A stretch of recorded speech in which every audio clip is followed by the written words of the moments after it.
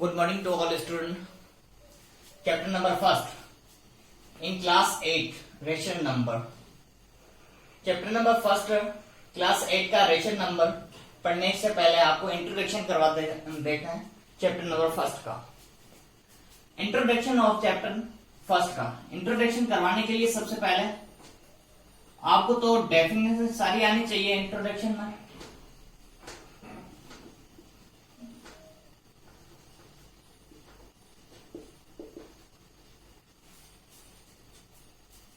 Introduction में rational number क्या होता है इसके बारे में अपन पढ़ते हैं। तो रेशन नंबर जिसे अपन P अपॉन Q से डिनोट करते हैं, जिसे P बाई Q से डिनोट करेंगे तो वो होता है rational number. P upon Q इससे डिनोट करते हैं। ये दोनों क्या होता है, पॉजिटिव नंबर भी हो सकता है और नेगेटिव नंबर भी हो सकता है, दोनों नंबर हो सकते हैं। P पॉजिटिव भी हो सकता है और नेगेटिव भी हो सकता है, दोनों में कोई भी एक हो सकता है। सबसे पहले रेशन नंबर की डेफिनेशन पढ़ते हैं। डेफिनेशन क्या होती है वो देखें। Any number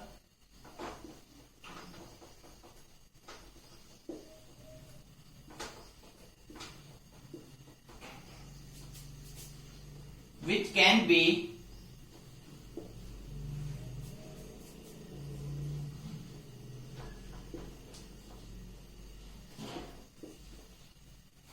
written in P by form of P by Q.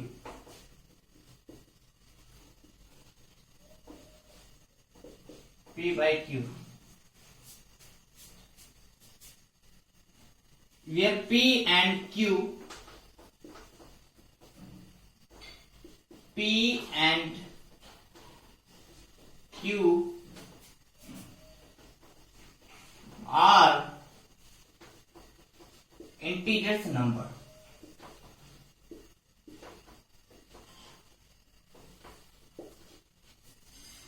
Introduction में क्या है कि P अपॉन Q में डिनोट करता है, जिसे अपन P अपॉन Q में डिनोट करते हैं वो क्या होता है, रेशन नंबर होता है।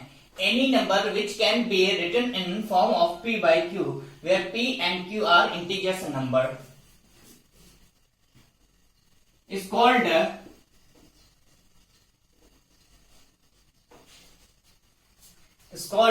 rational number।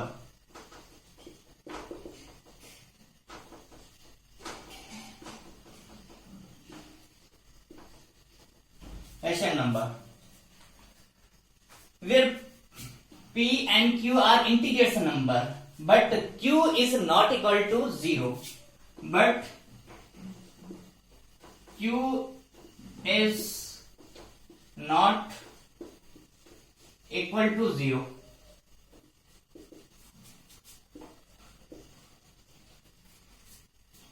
But Q is not equal to 0।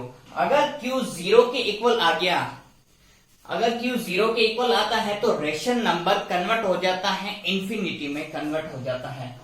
अगर मेरे पास P और Q में बात कर रहे हैं, ये P बाई Q है, दोनों में नंबर पॉजिटिव भी हो सकता है और नेगेटिव भी नंबर हो सकता है।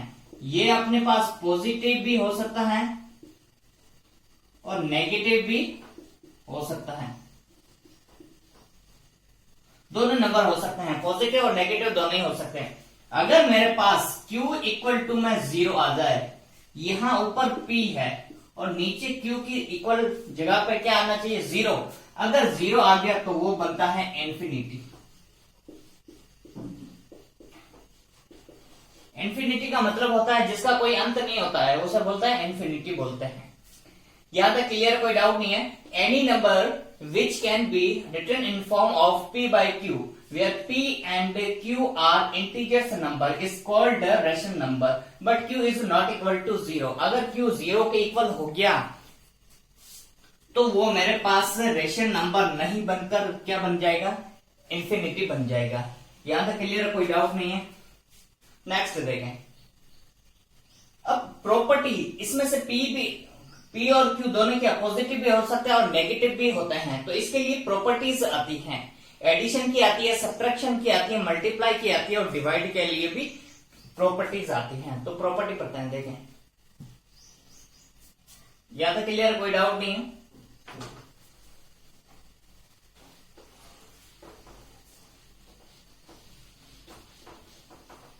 नेक्स्ट आता है प्रॉपर्टी।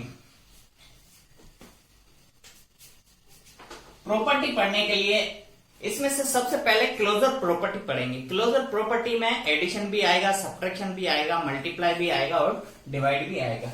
सबसे पहले कौन सी पढ़ेंगे?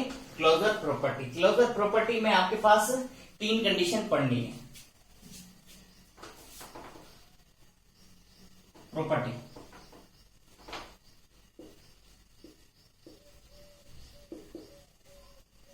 फर्स्ट कौन सी प्रॉपर्टी है? Closure property.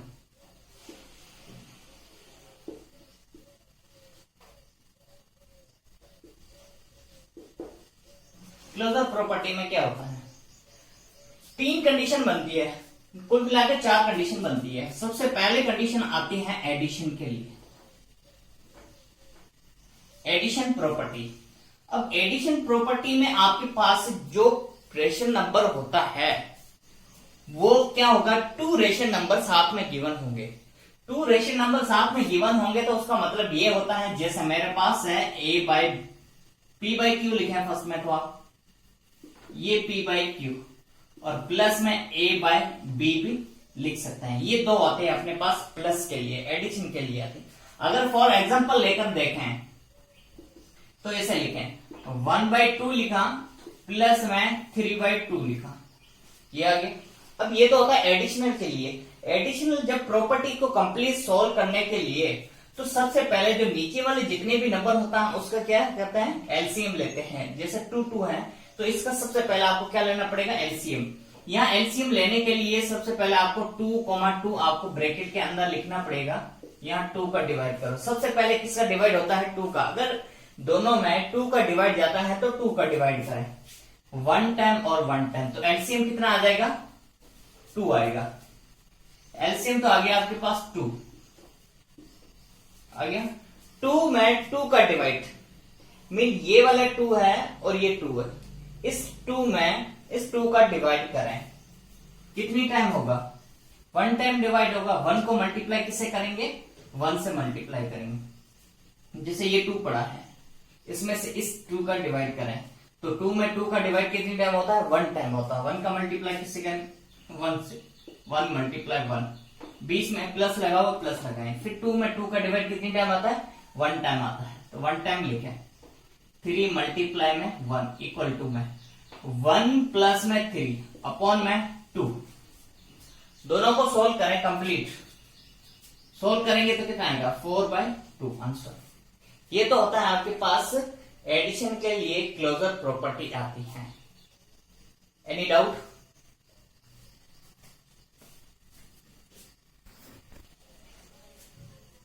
सेकेंड प्रॉपर्टी है सब्ट्रैक्शन के लिए। एडिशन पूरी कंप्लीट आ गई। एडिशन में 2 रेशनल नंबर आपके पास गिवन होंगे। 2 रेशनल नंबर जो होते हैं उनका क्या करना होता है? आपको सम करना होता है। सम करने से पहले नीचे क्या लेना पड़ेगा? एलसीएम वाला लेना पड़ेगा। नीचे वाले का नंबर का क्या लेना पड़ेगा? एलसीएम लेना है। नेक्स्ट देखें सब्ट्रैक्शन।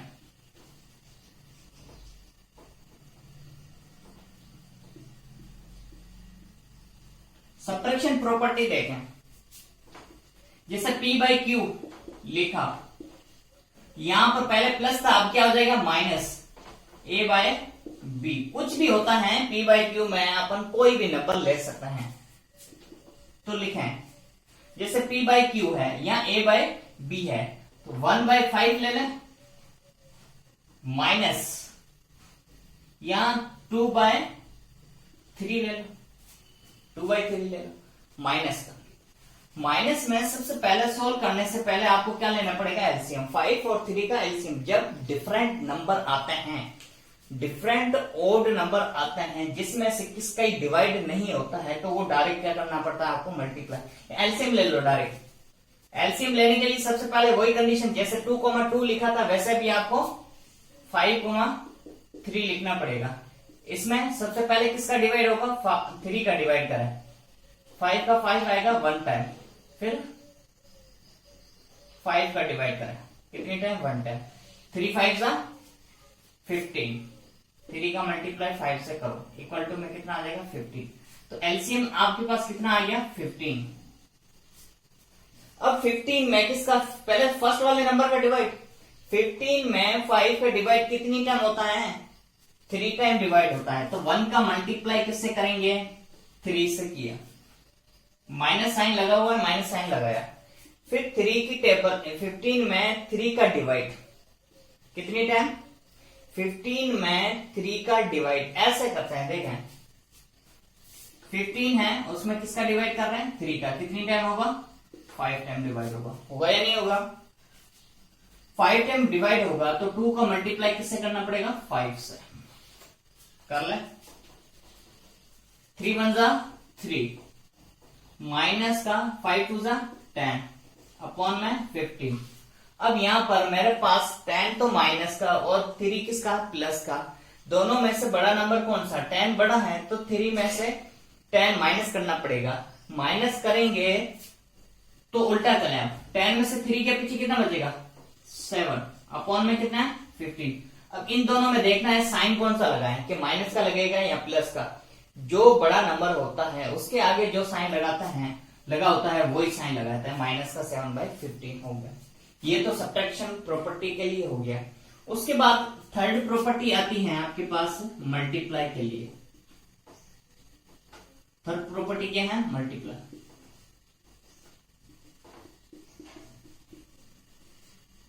मल्टीप्लाई के लिए, मल्टीप्लाई के लिए क्या होगा, P/Q का मल्टीप्लाई किससे करना है, A/B से करना है। मल्टीप्लाई प्रॉपर्टी सबसे इजी मल्टीप्लाई प्रॉपर्टी होती है। ऊपर वाला जो नंबर होता है वो तो बोलते हैं न्यूमिनेटर, नीचे वाले नंबर को बोलता है डिनोमिनेटर। ऊपर वाले का नंबर का मल्टीप्लाई ऊपर वाले नंबर से करेंगे और नीचे वाले नंबर का नीचे वाले नंबर से करते हैं। जैसे 3/2 मल्टीप्लाई, बीच में साइन क्योंकि मल्टीप्लाई पढ़ रहा है, मल्टीप्लाई वाली प्रॉपर्टी पढ़ रहा है। उसके बाद 4/5 हो गया, 4/5 ऊपर वाले नंबर का ऊपर वाले नंबर से नीचे वाले नंबर का नीचे वाले नंबर से मल्टीप्लाई करता है। ये होती है आपके पास मल्टीप्लाई प्रॉपर्टीज। 3 का मल्टीप्लाई किससे करना है, 4 से, 3 into 4 अपॉन में 2 मल्टीप्लाई में 5, 3 4 जा 12 अपॉन में 2 5 जा 10। ये आता है आपके पास मल्टीप्लाई प्रॉपर्टीज। मल्टीप्लाई के लिए प्रॉपर्टी। एक लास्ट प्रॉपर्टी आती है डिवाइड के लिए। डिवाइड प्रॉपर्टी बहुत अच्छी प्रॉपर्टी है, उसको समझने के लिए आपको पूरा कंप्लीट में ये बेसिक आना चाहिए। देखें क्वेश्चन नंबर 4 प्रॉपर्टी कौन सी होती है, डिवाइड के लिए।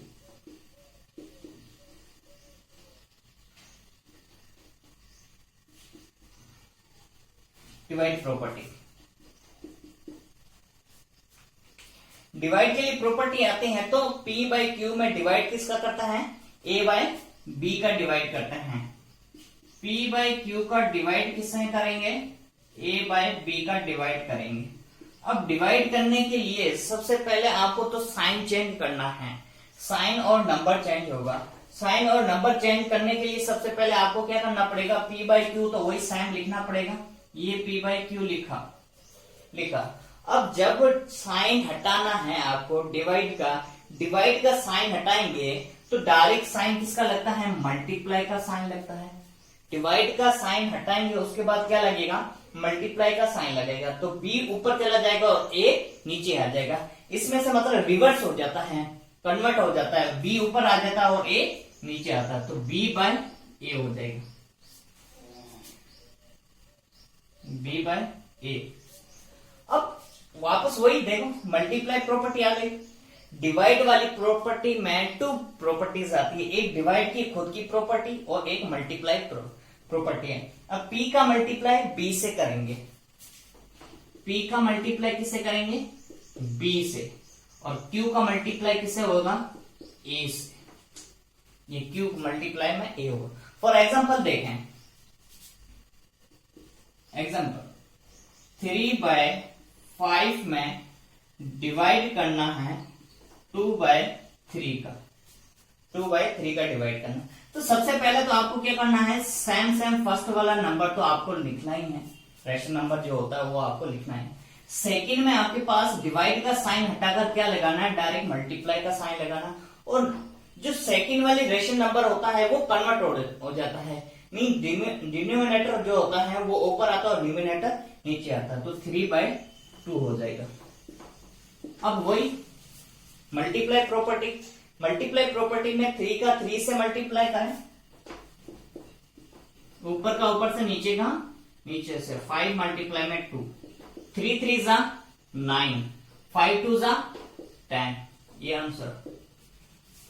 डिवाइड प्रॉपर्टी में दो प्रॉपर्टी आपके पास काम में आती है, एक तो मल्टीप्लाई प्रॉपर्टी, एक डिवाइड वाली प्रॉपर्टी, दोनों काम में आती हैं। यहां तक कंप्लीट है, कोई डाउट नहीं है। आई होप सो आपको पूरा क्लियर समझ में आया होगा। ये तो होती है क्लोजर प्रॉपर्टी। क्लोजर प्रॉपर्टी में एडिशन, सब्ट्रैक्शन, मल्टीप्लाई, डिवाइड आपको पढ़नी है। टोटल 4 मल्टीप्लाइज होती हैं, 4 क्लोजर प्रॉपर्टी होती हैं। इसमें से टोटल आपको एक क्वेश्चन में से, जैसे एडिशन है, एडिशन फर्स्ट में p/q प्लस में a/b लिखा है, इसमें से फर्स्ट एग्जांपल मैंने किया है, इसके अकॉर्डिंग आपको टोटल 5 एग्जांपल करके शाम को वर्कशीट में भेजनी है, आपको वापस कंप्लीट करके।